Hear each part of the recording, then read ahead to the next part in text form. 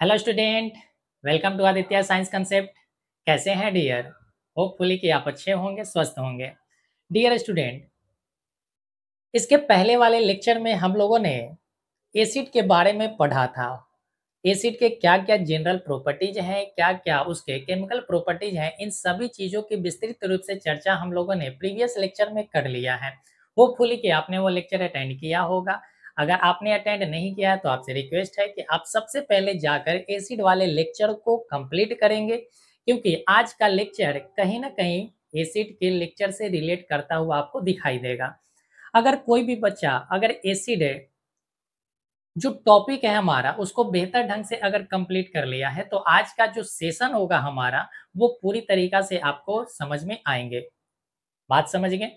तो चलिए बच्चा, आज का जो हमारा सेशन है वो पूरी तरीका से आधारित है बेस में। हमने एसिड को कंप्लीट कर लिया, इंडिकेटर्स को कंप्लीट कर लिया, और अब हम पढ़ने वाले हैं बेस के बारे में कि बेस क्या होता है, बेस के क्या जनरल प्रॉपर्टीज है, क्या केमिकल प्रॉपर्टीज है।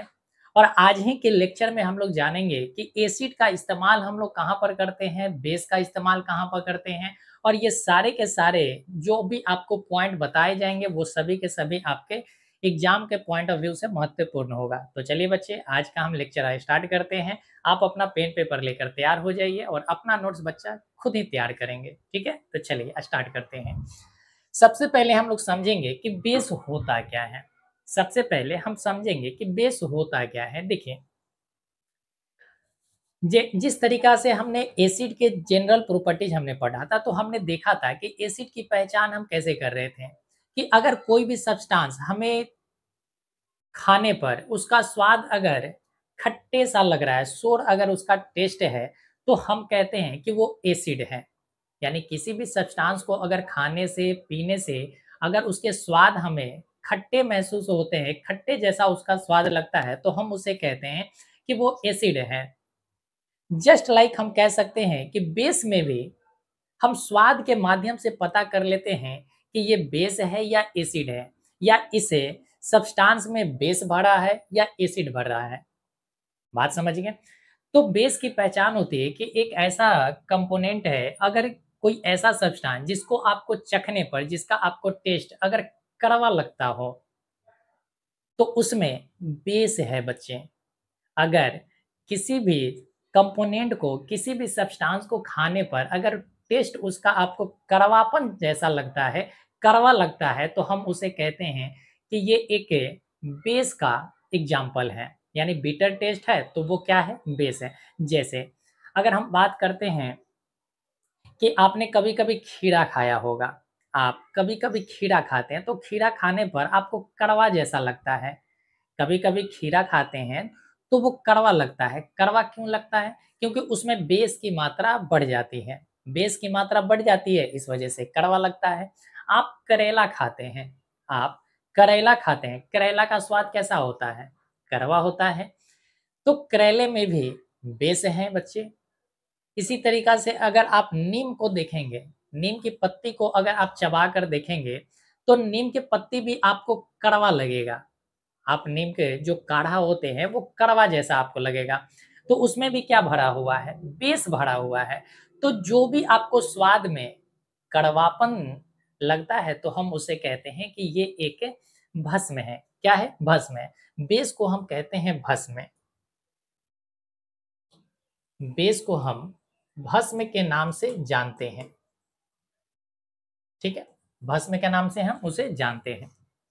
तो पहला पॉइंट क्लियर हो गया कि अगर किसी भी सब्सटेंस को खाने पर उसके स्वाद में हमें कड़वापन महसूस होता है, कड़वापन उसका टेस्ट लगता है, बिटर टेस्ट लगता है, तो हम उसे कहते हैं कि ये एक बेस से भरा हुआ सब्सटेंस है। बात समझ गए? चलिए सर, अगली पॉइंट की अगर बात करें तो इसकी अगली जो जनरल प्रॉपर्टीज हैं, ये सॉपी होते हैं। सॉपी या हम कह सकते हैं कि स्लिपरी होता है, यानी फिसलनदार होता है। जब इसको आप स्पर्श करेंगे तो ये साबुन की तरह, सर्फ की तरह, साबुन की तरह आप कह सकते हैं कि ये फिसलनदार होता है। यानी कि यह फिसलन जैसा आपको महसूस होगा। यानी कि इनका जो स्पर्श होगा वो साबुन जैसा फिसलन भरा होगा। यानी कि जब आप किसी बेस को छुएंगे, जब आप किसी बेस को छुएंगे, तो उसको छूने पर आपको चिकनापन जैसा लगेगा। कैसा लगेगा? चिकनापन जैसा लगेगा। तो आप समझ जाइएगा कि उसमें क्या है, तो बेस है। साबुन आप छूते हैं, तो साबुन आप देखते हैं कि जब आप नहाते हो तो पानी में भीग जाता है साबुन। तो जब आप शरीर में इधर-उधर रब करते हो, रगड़ते हो, तो होता क्या है, वो हाथ से कई बार छूट जाते हैं, फिसल कर छूट जाते हैं। वजह क्या है? क्योंकि उसमें भरा हुआ है भस्म, उसमें भरे हुए हैं बेस भरे हुए हैं। इस वजह से हम कहते हैं कि साबुन जैसा ये क्या होता है, स्लिपरी होता है, यानी फिसलनदार होता है। ये दूसरी प्रॉपर्टीज है। तीसरी प्रॉपर्टीज की अगर हम बात करें, तो यह लिटमस पेपर पर क्रिया करके, यानी कि ये लिटमस पेपर कैसा होता है, तो आप कहेंगे सर पर्पल कलर का होता है। तो ये लिटमस जो पेपर होता है, हमने ये आपको इंडिकेटर में पढ़ाया है। लिटमस जो सॉल्यूशन होते हैं, उसका कलर कैसा होता है, तो आप कहेंगे सर पर्पल कलर होता है। कैसे कलर होते हैं? पर्पल कलर होते हैं। लेकिन जब हम उसमें बेस मिलाते हैं तो ये पर्पल कलर चेंज हो जाता है ब्लू में, यानी उसका कलर जो है वो नीला हो जाता है। अच्छा सर, चलिए ये भी बात समझ गए। एक और पॉइंट आपको ध्यान रखना है कि आपने देखा होगा कि एक रेड लिटमस होता है। रेड लिटमस पर अगर हम बेस डालते हैं, रेड लिटमस पर अगर हम क्षार की बूंद डालते हैं, तो ये रेड लिटमस का जो कलर है वो ब्लू हो जाता है। क्या हो जाते हैं? ब्लू हो जाते हैं सर। तो ये सारे के सारे जो पॉइंट थे, आपको हमने इंडिकेटर्स वाले टॉपिक में ही बेहतर ढंग से हमने आपको समझाया था। अगर कोई भी हमारे बच्चे इंडिकेटर्स टॉपिक आप नहीं देखे तो जाकर सबसे पहले इंडिकेटर्स को देख लीजिए, ताकि आपका कंसेप्ट और भी बेहतर बन जाए। बात समझे? चलिए सर, तो ये भी एक जनरल प्रॉपर्टीज है बेस का, कि लाल लिटमस पेपर को ये ब्लू में चेंज कर देगा, या पर्पल कलर के जो लिटमस पेपर होते हैं उसको भी ब्लू कलर में चेंज कर देगा। चलिए सर, आगे बढ़ते हैं। फिनोप्थलीन पर ये क्या होता है कि बेस जो है फिनोप्थलीन पर जब गिराए जाते हैं, फिनोप्थलीन के जब सॉल्यूशन में हम बेस को डालते हैं, बेस की बूंदों को जब हम डालते हैं, तो फिनोप्थलीन जो होता है वो कलरलेस होते हैं। फिनोप्थलीन का जो ओरिजिनल कलर होता है वो कैसे होते हैं, तो सर कलरलेस होता है, वो यानी कि वो रंगहीन होता है, उसका कोई कलर नहीं होता है। लेकिन जैसे ही फिनोप्थलीन के सॉल्यूशन में हम क्षार की बूंदे डालते हैं, क्षार की हम बूंदे डालते हैं, तो इसका कलर पिंक हो जाता है। इसका कलर कैसा होता है? पिंक हो जाता है सर, यानी कि गुलाबी रंग का हो जाता है। किस कलर का हो जाता है? गुलाबी रंग का हो जाता है। तो ये भी क्या है, एक बेस का जनरल प्रॉपर्टीज है। यहीं पर एक और प्रॉपर्टी समझने का प्रयास कीजिएगा कि बेस जो होता है ये एसिड्स के प्रभाव को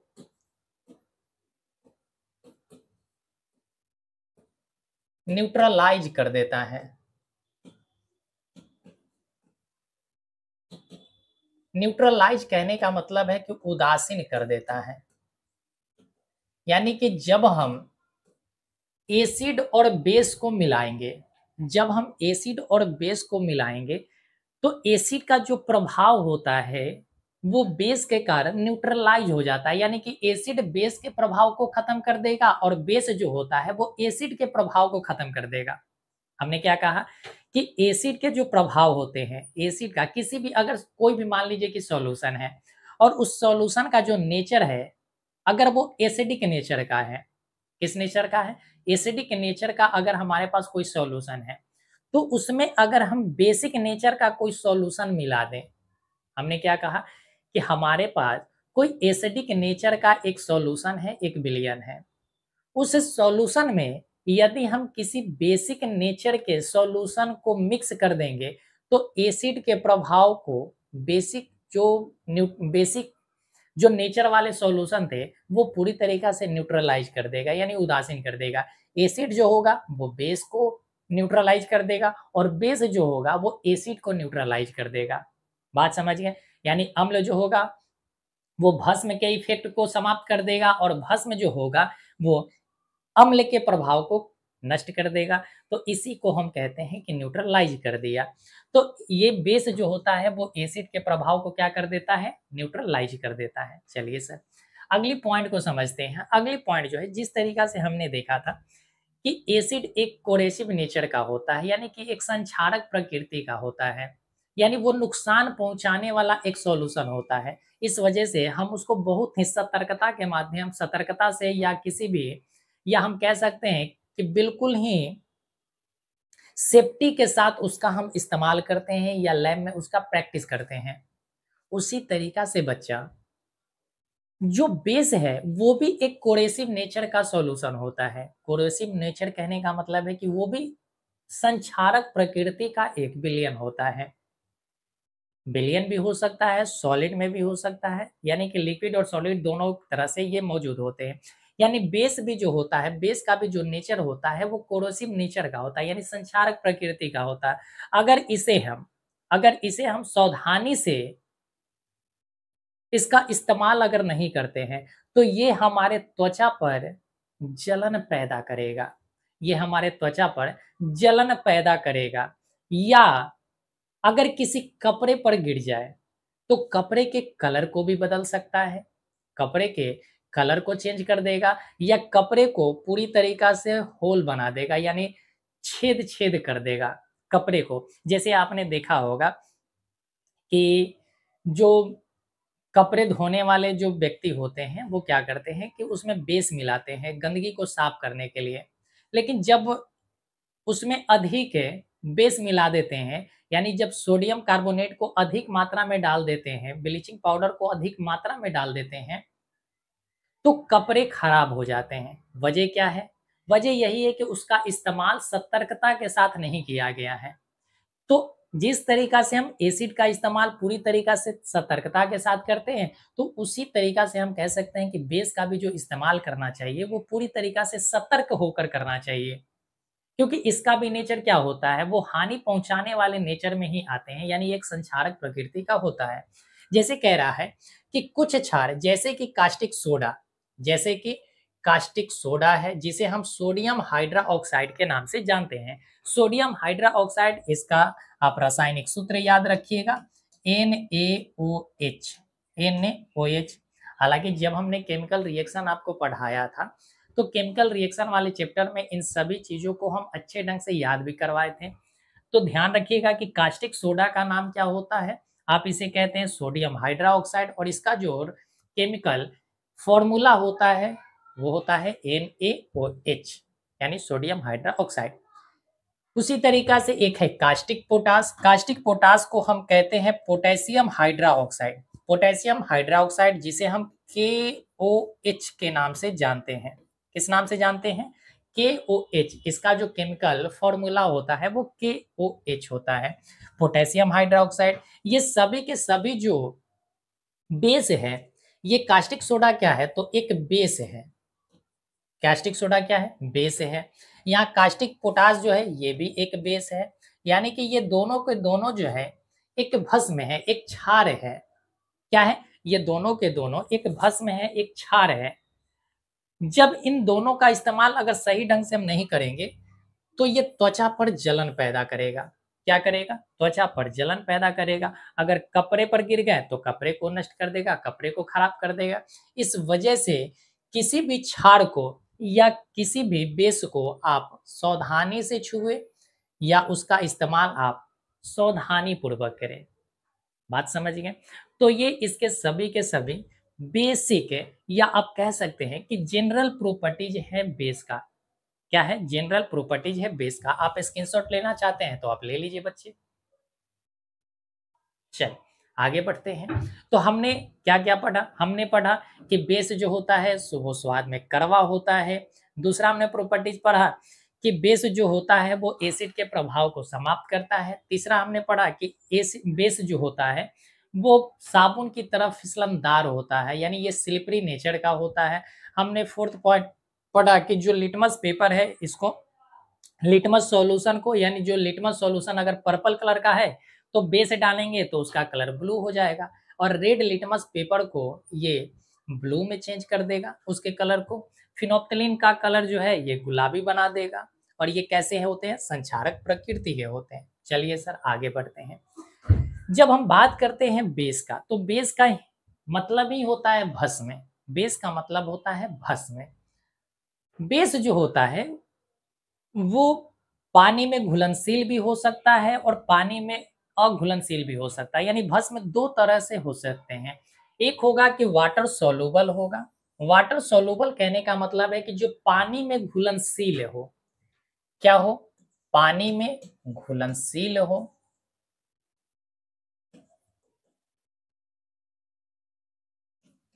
घुलनशील होता है। और एक होता है पानी में अघुलनशील, यानी कि जल में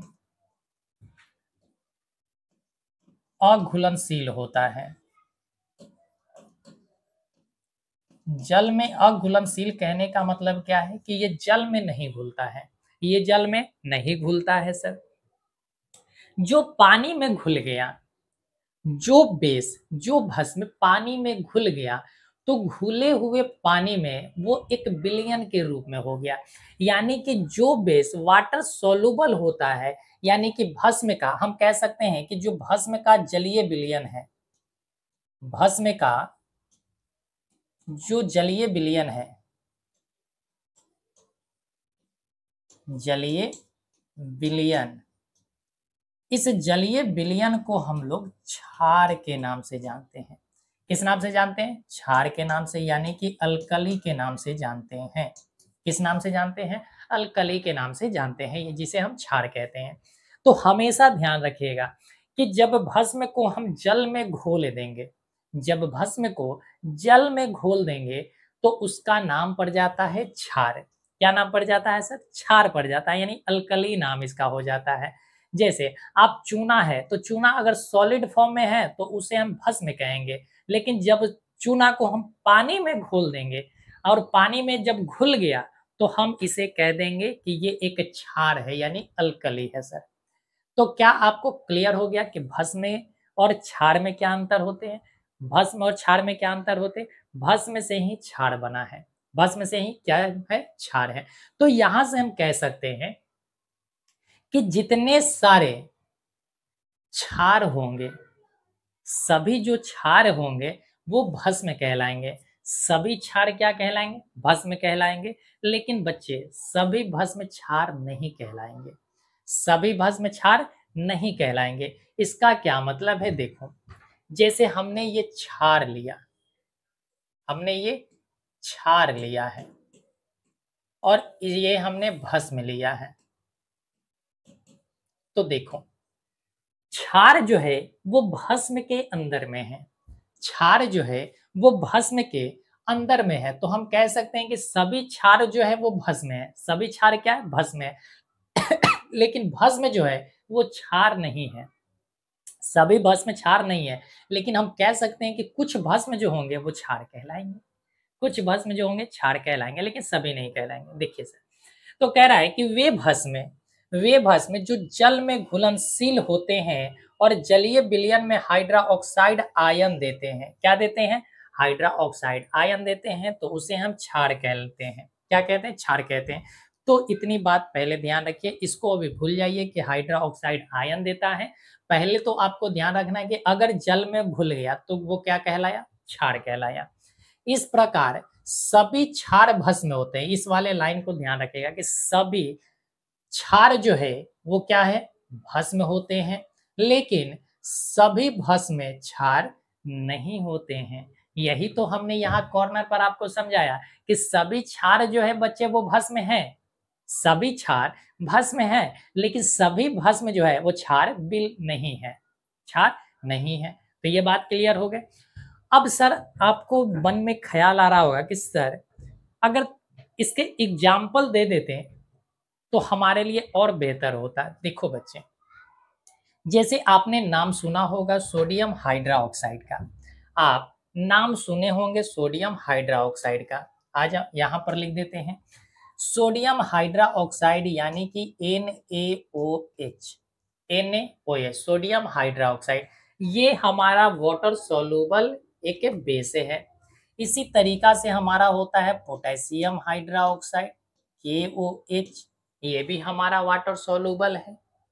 इसी तरीका से हमारा होता है मैग्नीशियम हाइड्रा ऑक्साइड MgOH का होल ट्वाइस, ये भी हमारा क्या है, एक वाटर सॉल्युबल बेस होता है। इसी तरीका से हम कहते हैं calcium hydra oxide, calcium hydra oxide भी एक हमारा वाटर सॉल्युबल बेस है। और यहीं से आप ध्यान रखिएगा कि एक होता है ammonium hydra oxide, ammonium hydra oxide क्या है, अमोनियम हाइड्रा ऑक्साइड, ये भी हमारा एक वाटर सॉल्युबल बेस है। तो यहां से इन पांचों के पांचे जो एग्जाम्पल आपको दिया गया है, यहाँ पर जो 5 एग्जाम्पल्स आपको दिए गए हैं, इन सभी एग्जाम्पल्स को आप अच्छे ढंग से नोट कर लेंगे, क्योंकि आपके एग्जाम में प्रश्न आएगा कि निम्नलिखित में से कौन सा क्षार जल में अघुलनशील है या जल में घुलनशील है। तो 3 ऐसे जो होंगे ऑप्शन आपके, जो जल में घुलनशील वाले होंगे तो एक रहेगा अघुलनशील वाले, और 3 अगर अघुलनशील वाले अगर बेस हैं तो एक रहेगा घुलनशील वाले बेस। इस वजह से आपको ये चीजें याद रखने पड़ेंगे। हमने क्या कहा, हमने कहा कि पहला आपको ध्यान रखना है सोडियम हाइड्रा ऑक्साइड को, सेकेंड आपको ध्यान रखना है potassium hydra oxide, sodium hydra oxide, potassium hydra oxide, खत्म कहानी। Magnesium hydra oxide, calcium hydra oxide, कहानी खत्म, कहानी खत्म है।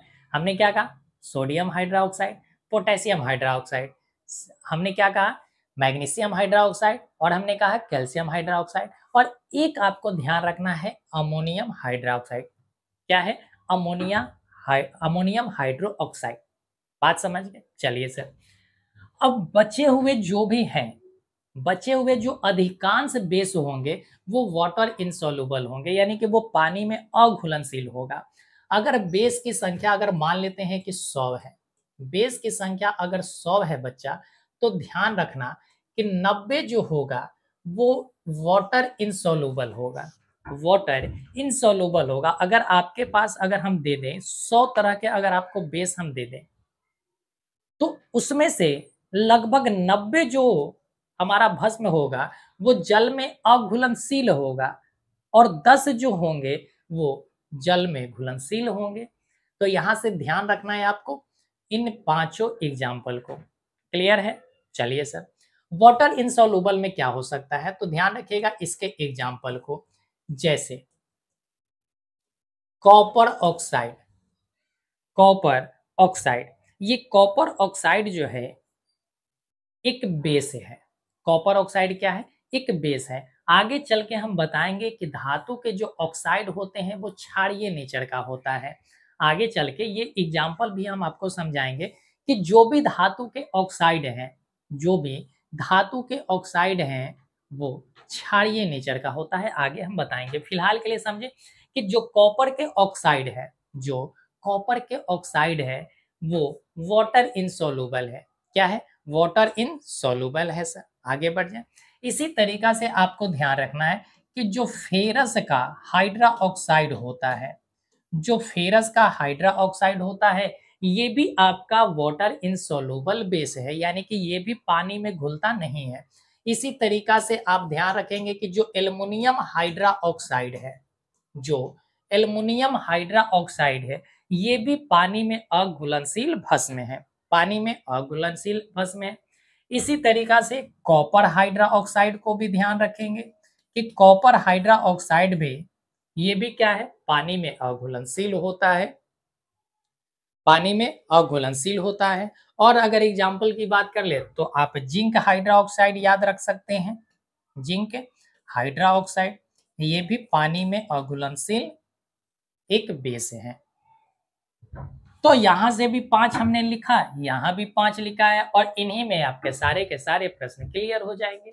हमने क्या कहा कि यहाँ 5 आपको याद रखने हैं वाटर सॉल्युबल में, और 5 आपको याद रखने हैं वाटर इनसॉल्युबल में। अगर 5 5 10 आप याद रखते हैं तो आपका पूरा एसिड एंड बेस से जो क्वेश्चन बनकर आएगा, चाहे कैसे भी घुमा फिरा कर एग्जामिनर आपका क्वेश्चन पूछे, बस क्वेश्चन यहीं से आने हैं, क्वेश्चन यहीं से आने हैं। वाटर इनसॉल्युबल में क्या होगा, कॉपर ऑक्साइड हो गया, फेरस हाइड्रोक्साइड हो गया, एल्युमिनियम हाइड्रोक्साइड हो गया, कॉपर हाइड्रोक्साइड हो गया और आपका जिंक हाइड्रोक्साइड हो गया। बस 5 क्लियर है। इसी तरीका से आपका है एसिड में क्या थे, एसिड कह रहे हैं, वाटर सॉल्युबल में क्या थे, sodium hydroxide, calcium hydroxide, magnesium hydroxide, potassium hydroxide और अमोनियम हाइड्रोक्साइड। तो ऐसे आप अच्छे ढंग से इसको याद करें, 3 से 4 बार आप पढ़ेंगे आपको पूरी तरीका से याद हो जाएगा। तो होपफुली कि आपको ये चीजें अच्छे ढंग से समझ में आ गया होगा कि क्षार क्या होता है और भस्म में कौन कौन से भस्म है जो पानी में घुलते हैं और कौन से नहीं घुलते हैं, ये सभी चीज आपको क्लियर हो गया होगा। आप स्क्रीनशॉट लेना चाहते हैं तो बिल्कुल बच्चा ले लीजिए। चलिए आगे बढ़ते हैं। अब कुछ और भी प्रॉपर्टीज है जो जानते हैं हम लोग। देखो, कहता है कि क्षार वह पदार्थ है जो जल में घुलने पर विलयन में हाइड्रा ऑक्साइड आयन देता है। हाइड्रा ऑक्साइड आयन देता है, ये देखो, ये कह रहा है कि हाइड्रा ऑक्साइड आयन देता है। देखो, हमने एसिड में भी पढ़ा इस कंसेप्ट को, हमने एसिड में भी बेहतर ढंग से इस कंसेप्ट को पढ़ा कि एसिड जब पानी में घुलता है, एसिड जब पानी में घुलते हैं, हालांकि एसिड में हमने कहा था कि एसिड में कोई ऐसा एसिड नहीं है जो पानी में घुलनशील नहीं है। सारे के सारे एसिड जो होते हैं वो पानी में घुलनशील होते हैं। सारे के सारे एसिड पानी में क्या होते हैं, घुलनशील होते हैं सर।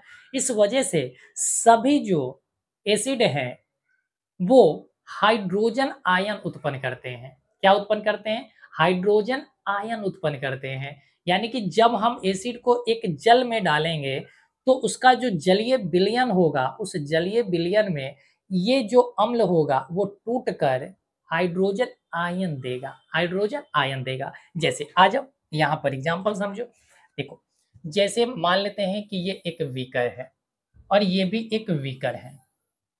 यहाँ हम ले लेते हैं एसिड को, यहाँ हम लेते हैं एसिड को और यहाँ हम लेते हैं बेस को,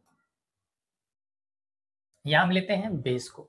ठीक है, अब दोनों में यहाँ पर तुलना देखो, ये भी जल है, यहाँ भी जल है H2O, H2O और यहाँ भी जल है H2O। दोनों जगह क्या है, पानी भरा हुआ है। अब हम इसमें एसिड डालते हैं। अब हम एसिड डालें, यहाँ पर एसिड हमने डाला HCl, यहाँ पर हमने एसिड डाला HCl और यहाँ हमने बेस डाला, बेस हमने डाला NaOH, NaOH हमने डाला। यहाँ पर हमने एक एसिड मिलाया है जिसको हम कहते हैं हाइड्रोक्लोरिक अम्ल और यहाँ पर हमने एक बेस मिलाया है जिसे हम कहते हैं सोडियम हाइड्रोक्साइड। तो जब इसका जलीय विलयन बनेगा, अब ये दोनों घुल गए, अब ये दोनों घुल गए, तो यहाँ हुआ क्या, यहाँ हुआ कि ये जो HCl था, जो HCl था ये अपने आयन में टूट गए। यहाँ H प्लस आयन में टूट गया और Cl माइनस आयन में टूट गया। H प्लस आयन में टूट गया और Cl माइनस आयन में टूट गया। ऐसा क्यों हुआ, ऐसा इस वजह से हुआ कि यहाँ पर जो जल है ये एक कह सकते हैं कि पोलर सॉल्वेंट है, यानी कि ध्रुवीय विलायक है और ये एक ध्रुवीय, ये ध्रुवीय विलेय है और ये एक ध्रुवीय विलायक है। ध्यान रखना कि जो जल होता है, जल जो होता है वो एक ध्रुवीय, ध्रुवीय विलायक होता है। क्या होता है, ध्रुवीय विलायक होता है। और जो एसिड होता है ये एक ध्रुवीय विलेय होता है, ध्रुवीय विलेय होता है। बात समझे, यानी कि एक पोलर सॉल्वेंट है तो एक पोलर क्या है, सॉल्यूट है। ठीक है, यानी कि ध्रुवीय विलायक है और ये ध्रुवीय विलेय है। तो जब ये H2O HCl के साथ मिलता है तो इस HCl को पूरी तरीका से अपने आयन में तोड़ देता है। इस HCl को पूरी तरीका से क्या करता है, इसके अपने अपने आयन में तोड़ देता है। H अपने आयन में टूट गया और Cl अपने आयन में टूट गया। इसी तरीका से यहाँ देखो, यहाँ जल भी जो है, ये जल क्या है, तो आप कहेंगे सर ध्रुवीय विलायक है। ये क्या है, ध्रुवीय विलायक है। और ये NaOH क्या है, तो आप कहेंगे ध्रुवीय विलेय है। जब तक पोलर सॉल्यूट नहीं होगा, जब तक पोलर सॉल्यूट नहीं होगा अर्थात ध्रुवीय विलेय नहीं होगा तो वो जल में नहीं घुलेगा। इसी वजह से तो बेस हमारे दो तरह के होते हैं, एक होता है वाटर सोल्यूबल और एक होता है वाटर इनसोल्यूबल। कारण क्या है, कारण यही है कि एक अगर जो ध्रुवीय विलेय हुआ तो वो पानी में घुल जाएगा, टूट जाएगा अपने अपने आयन में, और अगर वो ध्रुवीय विलेय नहीं हुआ तो वो पानी में नहीं घुलेगा और ना ही टूटेगा। तो यहाँ NaOH जो है, NaOH जो है ये अपने आयन में टूट जाएगा, Na प्लस आयन में टूट जाएगा और OH माइनस आयन में टूट जाएगा। किसमें टूट गया, Na प्लस आयन में और OH माइनस आयन में टूट गया। बच्चा बात समझ गया। जब ये टूटे, जब ये टूट गए तो टूटने पर यहाँ पर H प्लस आयन हुआ और यहाँ पर Cl माइनस आयन हुआ, यहाँ पर Na प्लस आयन हुआ और यहाँ पर OH माइनस आयन हुआ। बात समझ गए। तो OH आयन जो है इसी को हम कहते हैं हाइड्रा ऑक्साइड आयन, इसी को हम कहते हैं हाइड्रा ऑक्साइड आयन। इसका नाम क्या है, hydra oxide ion.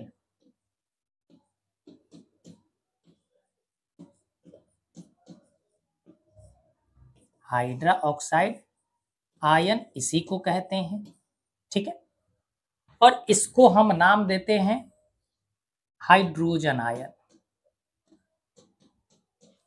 Hydrogen ion. ठीक है सर, ठीक है। और भी पॉइंट समझिए। इसको हम नाम देते हैं क्लोरीन आयन, क्लोरीन आयन। और इसका नाम है सोडियम आयन।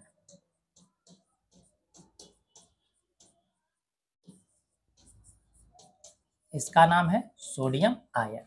अब यहीं से पॉइंट समझिएगा। जब एसिड जल में घुलता है, जब एसिड जल में घुलता है तो हाइड्रोजन आयन उत्पन्न करता है। क्या आयन उत्पन्न करता है, हाइड्रोजन आयन। यानी कि अगर कोई भी कंपाउंड को अगर जल में घोल दें और घुलने पर वो H प्लस अगर आयन दे रहा है तो हम उसे कहते हैं कि एसिड है। और यदि किसी कंपाउंड को जल में घोलते हैं और घोलने पर वो OH यानी कि हाइड्रा ऑक्साइड आयन अगर दे रहा है तो हम उसे कहते हैं कि वो एक बेस है। वो एक क्या है, बेस है सर। पॉइंट क्लियर हो गया, पॉइंट क्लियर हो गया। तो यही पॉइंट यहां पर लिखा हुआ था कि क्षार वह पदार्थ होता है, या यहां पर आप लिखो, क्षार के जगह पर आप लिख सकते हो कि भस्म, ठीक है, कि भस्म वह पदार्थ है जो जल में घुलने पर विलयन में हाइड्रा ऑक्साइड आयन देता है। बात समझ गए। चलिए सर, ये किसने कहा था, अरे जो हाइड्रोजन के बारे में बताया था, जो H प्लस आयन के यानी कि एसिड के बारे में बताया, वही क्षार के बारे में भी बताया। यानी कि इसे क्षारों की आर्हेनियस परिभाषा कहते हैं। क्या कहते हैं, आर्हेनियस परिभाषा कहते हैं। अब इसका मतलब ये नहीं है, इसका मतलब ये नहीं होता है बच्चा कि जिस कंपाउंड में OH है, जिस कंपाउंड में OH है, ऐसा बिल्कुल नहीं होगा कि वो एक बेस होगा। ऐसा बिल्कुल नहीं हो, हालांकि बेस तो होगा लेकिन ऐसा बिल्कुल नहीं होगा कि वो जल में घुलकर एक OH आयन दे, जल में घुलकर OH आयन दे, ऐसा नहीं होगा। हमने क्या कहा कि अगर कोई कंपाउंड है जिसमें OH है, जिसमें OH है और जल में घुलकर वो OH आयन अगर नहीं दे रहा है, जल में घुलकर अगर वो OH आयन नहीं दे रहा है तो इसका मतलब कि वो बेस नहीं है, इसका मतलब वो बेस नहीं है। बात समझ गए। चलिए अब आगे समझने का प्रयास कीजिएगा। देखो प्रीवियस सेशन में ही हम लोगों ने पढ़ा था एसिड में ही कि एसिड जो होता है वो विद्युत का सुचालक होता है। एसिड जो होता है विद्युत का सुचालक होता है। विद्युत का सुचालक कहने का मतलब क्या है, कहने का मतलब है कि एसिड से जो इलेक्ट्रिसिटी है वो पास होंगे, इलेक्ट्रिसिटी एसिड से गुजर जाएंगे। क्या होंगे? गुजर जाएंगे। किसके कारण से बच्चा गुजरेगा? तो H प्लस आयन के कारण गुजरता है। हमने प्रीवियस लेक्चर में आपको अच्छे ढंग से समझाया कि अगर अगर किसी एसिड से इलेक्ट्रिसिटी पास हो रहा है, अगर गुजर रहा है विद्युत, तो इसका मतलब है कि उसे इलेक्ट्रिसिटी को गुजरने के लिए जिम्मेदार कौन से आयन होंगे? तो वो हाइड्रोजन आयन जिम्मेदार होता है, ना कि कोई नेगेटिव आयन की हम बात कर रहे हैं। हम बात कर रहे हैं एसिड में हाइड्रोजन आयन। क्लोरीन आयन के कारण विद्युत प्रवाह नहीं होता है। क्लोरीन आयन के कारण विद्युत का प्रवाह एसिड में नहीं होता है। वो किसके वजह से होते हैं? वो H प्लस आयन की वजह से होते हैं। इसी तरीका से बेस में भी जल बेस में भी विद्युत का प्रवाह होगा, विद्युत का प्रवाह होता है। इस पॉइंट को ध्यान रखेंगे कि जैसे एसिड से विद्युत का प्रवाह होता है, उसी तरीका से बेस से भी विद्युत का प्रवाह होता है। लेकिन सर, सवाल तो यहां पर ये अटकता है कि बेस में विद्युत का प्रवाह किसके कारण होता है? वो कौन से आयन जिम्मेदार हैं जिसके वजह से बेस से इलेक्ट्रिसिटी पास होता है? हमने क्या कहा? हमने कहा कि बेस से अगर इलेक्ट्रिसिटी पास हो रहा है तो उसके लिए वो कौन से आयन है जो जिम्मेदार है? क्या यहाँ पर Na प्लस आयन जिम्मेदार है, यानी सोडियम आयन जिम्मेदार है, या हाइड्रा ऑक्साइड आयन जिम्मेदार है? किसके वजह से? तो यहाँ पर आप ध्यान रखेंगे कि हाइड्रा ऑक्साइड आयन के कारण ही विद्युत का प्रवाह होता है। हाइड्रा ऑक्साइड आयन के कारण ही विद्युत का प्रवाह होता है। तो यहाँ पर आप नोट करके लिख लेंगे, यहाँ पर आप नोट करके लिख लीजिए कि OH आयन के कारण, OH आयन के कारण विद्युत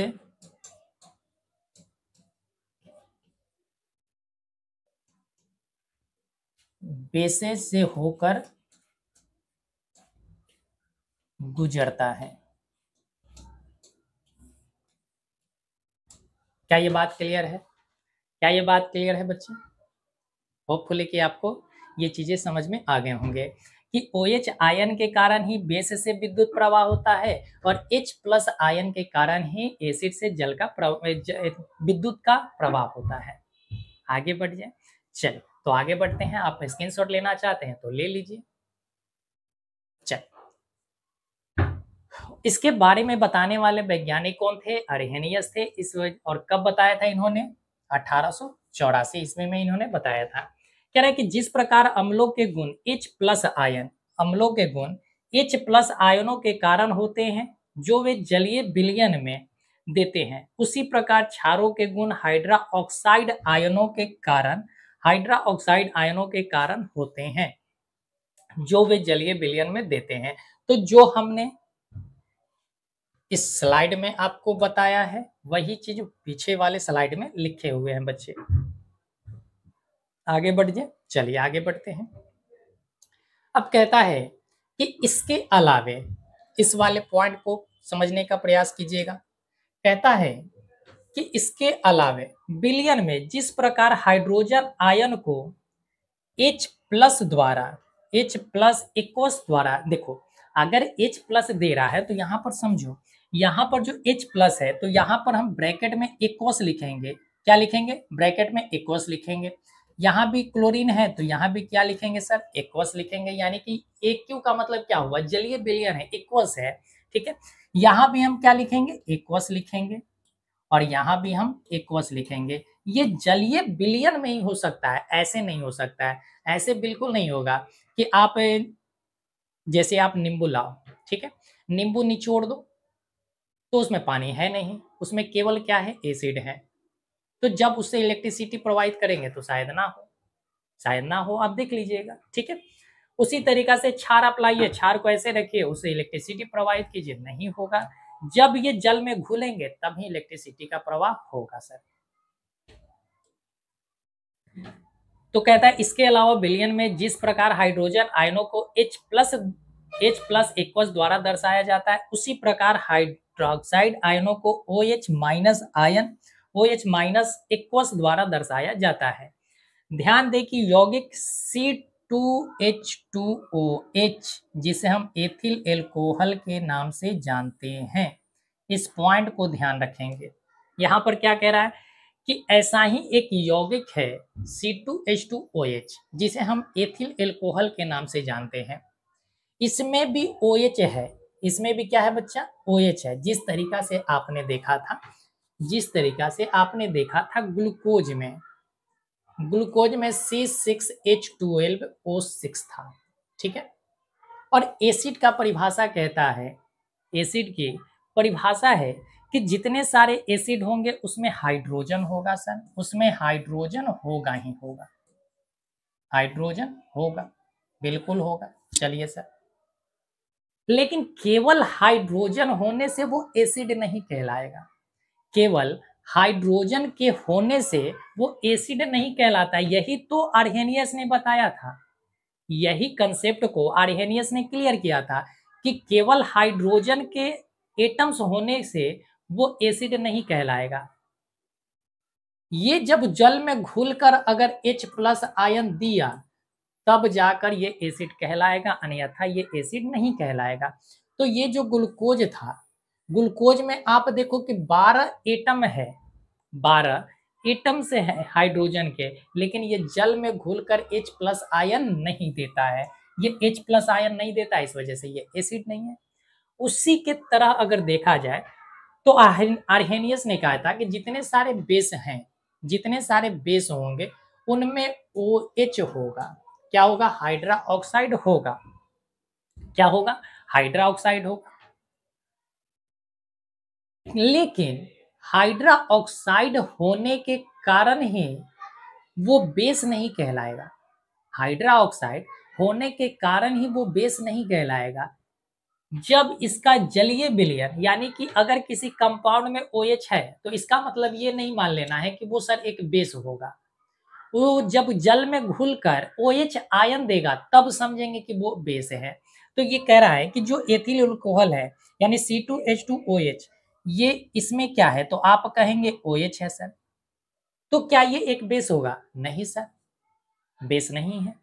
ये क्या नहीं है, OH समूह तो है, लेकिन यह जलीय विलयन में आयनित होकर OH आयन नहीं देता है। ये कभी भी जल में घुलकर OH आयन नहीं देता है। इस वजह से हम इस एथिल एल्कोहल को बेस नहीं कहेंगे बच्चे, इस एथिल एल्कोहल को हम बेस नहीं कहेंगे। कारण समझ में आ गया। अब कहेंगे आप कि सर हमें किस तरीका से पता चलेगा, हम कैसे सर समझेंगे कि ये बेस है या नहीं है? तो बच्चा एक्सपेरिमेंट करो। क्या करो? एक्सपेरिमेंट करो। सर एक्सपेरिमेंट कैसे करें सर? अरे एक्सपेरिमेंट आपको हमने एसिड वाले टॉपिक में समझाया है कि जब आप इसका एसिड की पहचान कैसे होती है, इलेक्ट्रिसिटी को प्रवाह करके, इलेक्ट्रिसिटी को गुजार कर, अगर इलेक्ट्रिसिटी गुजर गया तो एसिड है। उसी तरीका से बेस का भी एक्सपेरिमेंट हुआ, उसी तरीका से आर्हेनियस ने बेस का भी एक्सपेरिमेंट किया। उन्होंने भी क्या किया, बेस के जो जलीय विलयन थे उसमें उस जलीय विलयन से विद्युत को प्रवाहित करा दिया। तो विद्युत प्रवाहित किया तो उन्होंने कहा कि ये बेस है, और विद्युत प्रवाहित नहीं हुआ तो उन्होंने कहा कि ये बेस नहीं है। इस तरीका से उन्होंने बेस का भी डिफिनेशन दे दिया। तो यहाँ जब एथिल एल्कोहल में आप कह सकते हैं कि इलेक्ट्रिसिटी गुजारेंगे तो ये अपने आयन में टूटकर, एक तो यानी कि जो एथिल एल्कोहल होगा वो जल में घुलकर OH आयन नहीं देगा, इस वजह से वो इलेक्ट्रिसिटी पास नहीं करेगा, तो ये एक बेस नहीं कहलाएगा। इसी तरीका से जो मिथाइल अल्कोहल होता है, इथाइल अल्कोहल होता है, ये सभी के सभी जितने सारे अल्कोहल है, देखो जितने सारे अल्कोहल होते हैं, चलिए बच्चे आगे समझते हैं। तो हमने कहा कि जितने सारे अल्कोहल होते हैं वो सभी के सभी बेस नहीं है, वो सभी के सभी बेस नहीं होते हैं। यहाँ देखो एथिल एल्कोहल है, एथिल में क्या लगा हुआ है, एल्कोहल है, इसका मतलब वो बेस नहीं है। मिथाइल अल्कोहल है, बेस नहीं है। इथाइल अल्कोहल है, बेस नहीं है। जितने सारे एल्कोहल ग्रुप आपको दिखाई दे रहा है। Ethyl alcohol, methyl alcohol, ethyl alcohol, methyl alcohol, जो भी अल्कोहल आप समझो, ठीक है? उसमें आपका बेस ओएच समूह तो है, लेकिन वो बेस नहीं है। कारण कारण ये है कि उससे किसी भी तरह से इलेक्ट्रिसिटी का प्रवाह नहीं होता है, इलेक्ट्रिसिटी उससे नहीं गुजरते हैं, इस वजह से वो हमारा बेस नहीं कहलाता है। ये किसने बताया था? तो अर्हेनियस चच्चा ने बताया था। होपफुली कि आपको ये समझ में आ गया होगा। चलिए सर, आगे बढ़ते हैं, आगे बढ़ते हैं। अब आते हैं जो कुछ और भी आपको प्रॉपर्टी ध्यान रखना है। प्रॉपर्टीज ये ध्यान रखना है कि आपने पढ़ा था, आपने एसिड में बहुत सारे ऐसे चीज़ों को पढ़ा जो आपको वहाँ पर हमने नहीं समझाया था। कारण ये था कि आपको वहाँ पर बेस के बारे में पता ही नहीं थे। वहाँ पर आपको बेस के बारे में पता ही नहीं था। लेकिन अब आपको धीरे-धीरे बेस के बारे में समझ होने लगा है। इस वजह से यहीं पर हम उस सभी कांसेप्ट को क्लियर करेंगे। देखो, आपने देखा था, आपने एक एसिड में पढ़ा था कि जो एसिड होते हैं, जो एसिड होते हैं, वो एसिड वो एसिड अगर मेटल के ऑक्साइड से, किससे? मेटल के ऑक्साइड से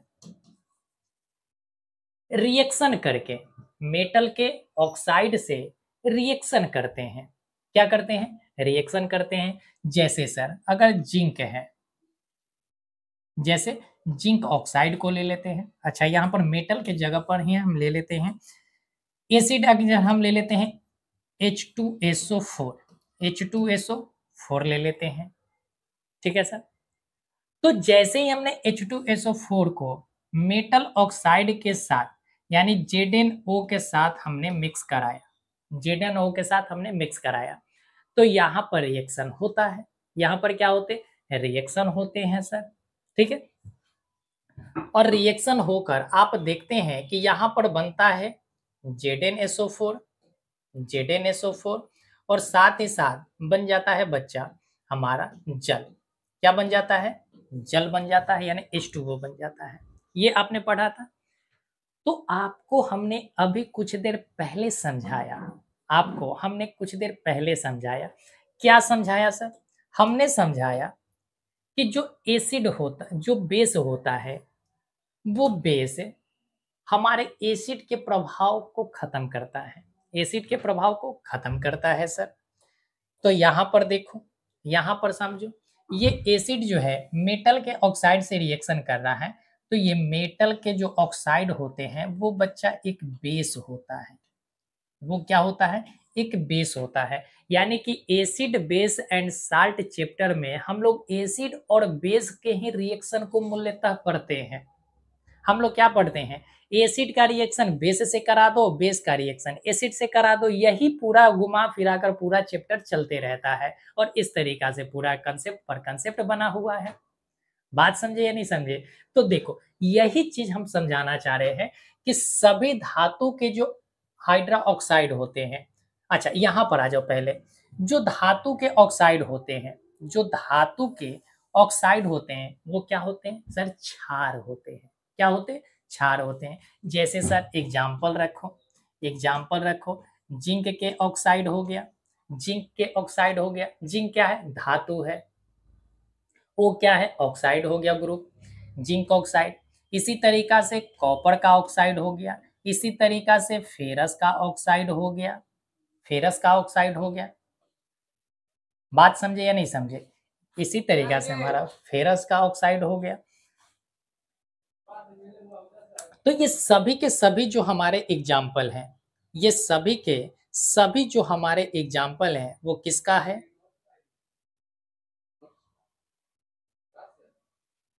ठीक है, सभी के सभी जो एग्जाम्पल हैं वो किसके एग्जाम्पल है? तो आप कहेंगे कि सर ये हमारे धातु के ऑक्साइड के एग्जाम्पल हैं, धातु के ऑक्साइड के एग्जाम्पल हैं। ठीक है, चल इसी तरीका से आप लिख सकते हैं सोडियम के ऑक्साइड हो गया, सोडियम के ऑक्साइड हो गए, सोडियम के ऑक्साइड भी हमारा क्या होगा? तो आप कहेंगे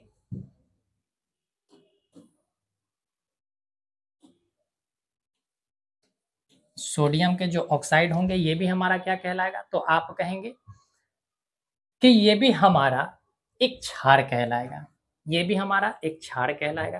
तो ये सभी के सभी एग्जाम्पल को आपको ध्यान रखना है, पहली पॉइंट है। सेकंड पॉइंट है, आपने एसिड में पढ़ा था कि मेटल के हाइड्रा ऑक्साइड, मेटल के हाइड्रा ऑक्साइड आपने ये भी पढ़ा कि एसिड के साथ हम लोग मेटल के मेटल के हाइड्रा ऑक्साइड को भी पढ़ा, हाइड्रा ऑक्साइड का भी रिएक्शन पढ़ा हम लोगों ने। तो जो मेटल का हाइड्रा ऑक्साइड होता है, जो मेटल का हाइड्रा ऑक्साइड होता है वो भी एक बेस होता है। क्या होते हैं? वो भी एक बेस होते हैं। तो यहां भी देखो बच्चे, एसिड का रिएक्शन किसके साथ कराया गया? एक बेस के साथ कराया गया। यहाँ हमने एसिड का रिएक्शन मेटल ऑक्साइड, और मेटल ऑक्साइड क्या है? एक बेस है सर, तो एसिड का बेस से रिएक्शन हो गया। इसी तरीका से एसिड का रिएक्शन हमने मेटल हाइड्रोक्साइड के साथ कराया, तो ये भी मेटल हाइड्रोक्साइड क्या है? बेस है सर। तो ये भी हमारा एग्जाम्पल किसका है? एसिड और बेस का सर एग्जाम्पल है। बात समझे या नहीं समझे? होपफुली कि आप समझ रहे होंगे। तो देखिए, कह रहा है कि सभी धातु के जो हाइड्रा ऑक्साइड होते हैं वो भी किसका एग्जाम्पल है? तो आप कहेंगे सर क्षार का एग्जाम्पल है। जैसे अगर हम बात कर ले तो sodium hydra oxide, sodium hydra oxide, ये सोडियम क्या है सर? धातु है। सोडियम क्या है सर? धातु है। तो ये भी क्या हो गया? धातु का हाइड्रा ऑक्साइड एक बेस हो गया। इसी तरीका से कॉपर हाइड्रा ऑक्साइड हो गया, कॉपर हाइड्रा ऑक्साइड हो गया। ये भी हमारा क्या हो गया? कॉपर मेटल है और इसके हाइड्रा ऑक्साइड हो गया, तो हमारा बेस हो गया। इसी तरीका से आप कह सकते हैं aluminium hydra oxide, aluminium hydra oxide, ये भी क्या हो गया? हमारा एक बेस हो गया सर, क्योंकि एल्युमिनियम क्या है? एक मेटल है सर। एल्युमिनियम क्या है? मेटल है। इस वजह से हमारा क्या हो गया? देखो, हम एक बता रहे हैं, ये क्या हो गया? धातु। ये क्या है? धातु है सर। और ये क्या है? तो आप कहेंगे सर हाइड्रा ऑक्साइड है, हाइड्रा ऑक्साइड है। तो मेटल के ऑक्साइड क्या हो गया? एक हमारा बेस हो गया। क्या हो गया? एक बेस हो गया। तो ये भी पॉइंट आपको क्लियर हो जाना चाहिए। तो ध्यान रखेंगे कि चाहे धातु के ऑक्साइड हो या धातु के हाइड्रा ऑक्साइड हो, ये दोनों के दोनों हमारे नेचर में बेसिक होते हैं। नेचर में कैसे होते हैं? बेसिक नेचर के होते हैं, यानी क्षारीय प्रकृति के होते हैं। चलिए सर, इसी तरीका से आपने पढ़ा था, इसी तरह से आपने एक और चीजें पढ़ी कि एसिड का रिएक्शन, एसिड का रिएक्शन मेटल के कार्बोनेट से, मेटल के कार्बोनेट से पढ़ा आपने, मेटल के कार्बोनेट से पढ़ा। और साथ ही साथ आपने एसिड का मेटल हाइड्रोजन कार्बोनेट के साथ भी पढ़ा, मेटल हाइड्रोजन कार्बोनेट के साथ भी पढ़ा। और मेटल हाइड्रोजन कार्बोनेट को ही हम लोग बोलते हैं मेटल बाइकार्बोनेट। हाइड्रोजन कार्बोनेट को क्या कहते हैं? बाइकार्बोनेट भी कहते हैं। तो आप इसे मेटल के बाइकार्बोनेट भी कह दो, मेटल बाइकार्बोनेट कह दो। इसका भी आपने एग्जाम्पल पढ़ा। तो यहां भी आप देखो ना कि जो मेटल का कार्बोनेट है या मेटल का हाइड्रोजन कार्बोनेट है या मेटल के बाइकार्बोनेट है, ये सभी के सभी जो हैं, ये आप कह सकते हो कि ये भी एक बेस है। ये भी क्या है? एक सर हमारा क्षार है। क्या है? क्षार है। तो ध्यान रखना कि धातु के कार्बोनेट और धातु के बाइकार्बोनेट भी एक क्षारीय प्रकृति का होता है। तो इसके एग्जाम्पल आप ध्यान रखेंगे, इसके एग्जाम्पल ध्यान रखेंगे, जैसे सोडियम बाइकार्बोनेट, सोडियम बाइकार्बोनेट। इसी तरीका से आप ध्यान रखेंगे सोडियम कार्बोनेट होता है, सोडियम कार्बोनेट होता है। इसी तरीका से आप ध्यान रखेंगे कि कैल्शियम के कार्बोनेट भी क्या है? एक हमारा बेसिक नेचर का है। क्या है? एक बेस है। कैल्शियम कार्बोनेट भी एक क्या है? बेस है सर। बात समझ गए? बात समझ गए? चल, अच्छा, यहां पर एक ध्यान रखना कि जो धातु के ऑक्साइड में एक आपको ध्यान रखना है कि जो Na नहीं, ammonium hydroxide, ammonium hydra oxide जो है ये एक अपवाद है। अमोनियम हाइड्रा ऑक्साइड एक अपवाद है कि ये मेटल का ऑक्साइड नहीं है। ये मेटल का ऑक्साइड नहीं है बच्चा, इस बात को ध्यान रखना। मेटल हाइड्रा ऑक्साइड नहीं है। मेटल का हाइड्रा ऑक्साइड नहीं है, फिर भी ये क्षार है। फिर भी ये क्या है? फिर भी क्षार है। इस पॉइंट को आप ध्यान रखेंगे कि जो अमोनियम का हाइड्रा ऑक्साइड होता है ये क्षार तो है, लेकिन मेटल का हाइड्रा ऑक्साइड नहीं है। ये मेटल का हाइड्रा ऑक्साइड नहीं है, फिर भी इसका नेचर कैसा होता है? क्षारीय नेचर का होता है। इस वजह से आपको ध्यान रखना है। हो सकता है कि ये एग्जाम में आपसे पूछे जा सकते हैं। ठीक है, चलिए सर, तो ये सारे के सारे पॉइंट क्लियर हो गए? क्लियर हो गए? आगे बढ़ जाए, चलिए आगे बढ़ते हैं। आ जाओ, अब आते हैं हम लोग जिस तरीका से एसिड का हम लोगों ने जनरल प्रॉपर्टीज पढ़ा था, तो अब तक हम जनरल प्रॉपर्टीज पढ़ते हुए आ रहे थे। जैसे हम लोगों ने एसिड का केमिकल प्रॉपर्टीज पढ़ा था, उसी तरीका से अब हम लोग बेस का हम लोग केमिकल प्रॉपर्टीज भी पढ़ेंगे। तो आ जाओ अब केमिकल प्रॉपर्टीज पर। कहता है कि क्षार जो है यानी कि जो बेस है कुछ धातुओं से अभिक्रिया कर हाइड्रोजन गैस उत्पन्न करता है। क्या कहता है कि कुछ जो बेस होते हैं वो धातु के साथ यानी कि कह रहा है कि क्षार जो होता है वो कुछ मेटल के साथ अभिक्रिया करके क्या उत्पन्न करता है सर? हाइड्रोजन उत्पन्न करता है।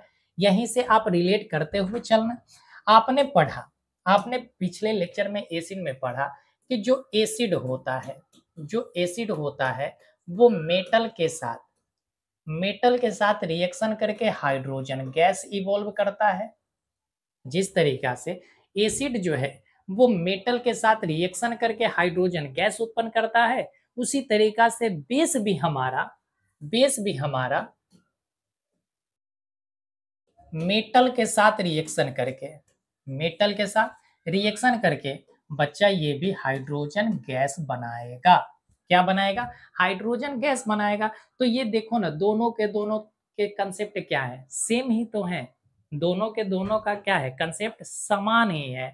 यहाँ एसिड भी मेटल के साथ रिएक्शन करके हाइड्रोजन गैस दे रहा है, यहाँ बेस भी मेटल के साथ रिएक्शन करके हाइड्रोजन गैस दे रहा है। तो फिर याद करना मुश्किल कहाँ है? याद करना बिल्कुल आसान है। तो ये देखो NaOH, ये क्या है? अभी हमने कहा कि देखो सोडियम है, मेटल है सर। ये OH क्या है? हाइड्रा ऑक्साइड है सर। तो मेटल का हाइड्रा ऑक्साइड क्या होता है सर? बेस होता है।